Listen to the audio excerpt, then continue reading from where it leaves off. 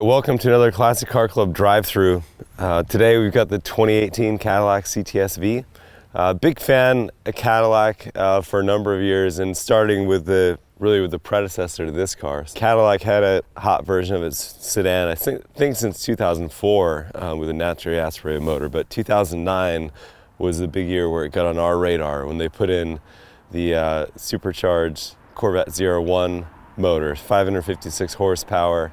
Again, this is in 2009, so 10 years ago, we're the first production cars with magnet ride suspension. So the magnet ride adaptive suspension that has become kind of the standard in performance cars was first in a Cadillac, and then next up it was in a Ferrari 458. Really amazing stuff, and you know, all the press at the time sure had mentioned that, but the big attention, the big emphasis on the 2009 CTS-V was how much power it made, and you know, it's so fast and it's an M5 killer. But I think the real unsung hero in that car was the chassis and that suspension.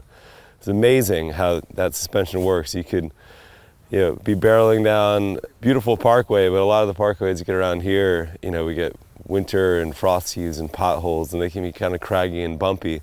And in a car that's set up too stiff, you end up with the car bouncing all over the place. But that magnet ride suspension just sucks it up, keeps the tires connected to the road, stiffens up where it needs to keep the car cornering flat, but lets the suspension go and gives you kind of ultimate compliance when you're driving over the bumpy roads that we live with. So I've always loved those CTS-Vs. We had one in 2009, an automatic sedan.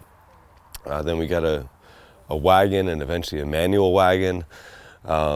Really cool car. So 2018, the one we have here, you know, next generation of it, same philosophy, you know, really well designed, well engineered and sorted chassis, magnet ride suspension, and the latest of the Corvette motors, which in this iteration makes 640 horsepower and 630 foot-pounds of torque.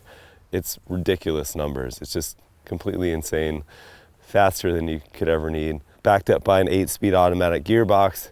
You can't get the manual in this version, and I'll just wait for the comments and the keyboard warriors to flame me for this, but I actually think the car is better suited with automatic. You know, I love the novelty of having a manual V8 wagon like we had before, but the reality is, with the kind of surge of power you get from these supercharged V8 motors, the automatic gearboxes can kind of jump to the right gear and deal with it a bit better than fish around for gears yourself. Push came to shove, I'd probably, even with the last generation, have it with auto. And it all comes together really well, once again, as a, you know, the M5 fighter, and probably even more so in this iteration.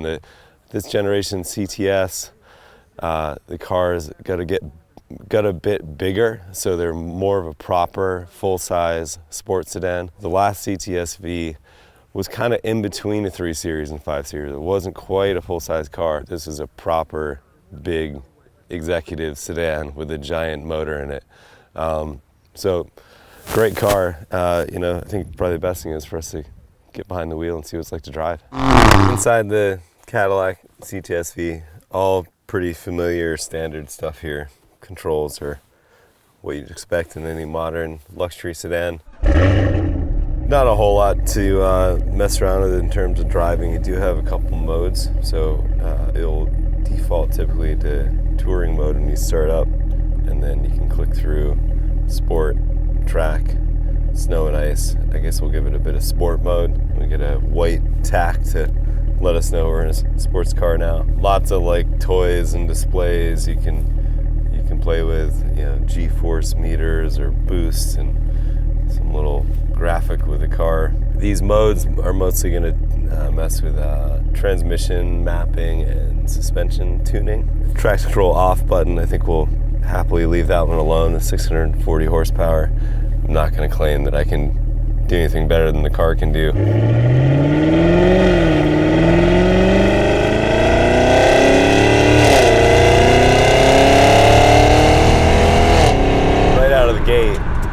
Definitely feel the kind of presence of the car. I mean, it was heavy, planted, but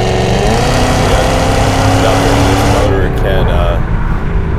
can't overcome. It's really a wall of power. Again, the part that you don't get to read about him as much is how great this chassis is. We're on nicely maintained park road, but still, with especially a season like this where it's going from cold to last week was 70. These roads are swelling and beat up roads, and I can just set a steering angle and squeeze on the gas and power on, and the car just goes where I point it. Deals with all the bumps and cracks. I don't have to worry about any of that.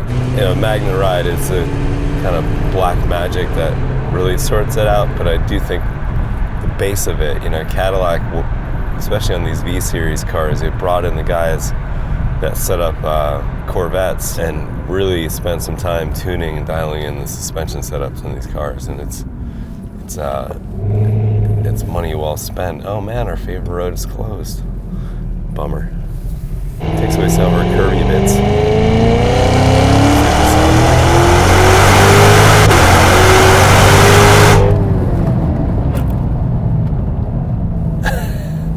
So, again, these cars are all so fast, it's just ridiculous. I mean, I kind of started out squeezing on half throttle and then didn't even quite fully mat it there, and it just went through 2 gears and hit 100 miles an hour, and as soon as I let off and went for the brake, the car knew how serious it was about going fast. It tightened up the seatbelt and held me back to make sure I wasn't going to plow into something.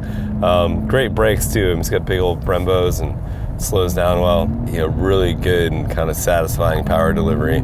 Faster than we have roads to drive on. Again, with that great chassis design and refinement, it's an enjoyable car to drive at any speed. We're now going 55, and the car just kind of sails through, really sharp on center steering feel. It's another thing that I don't know what happened in the generation where they really developed Magnet Ride, but it seemed like a lot of cars that normally were a bit numb on center get this nice responsiveness right off center and steering. So still a great car to drive any speed. Again, now I'm just sort of calmly rolling along, and we just crept up to 80.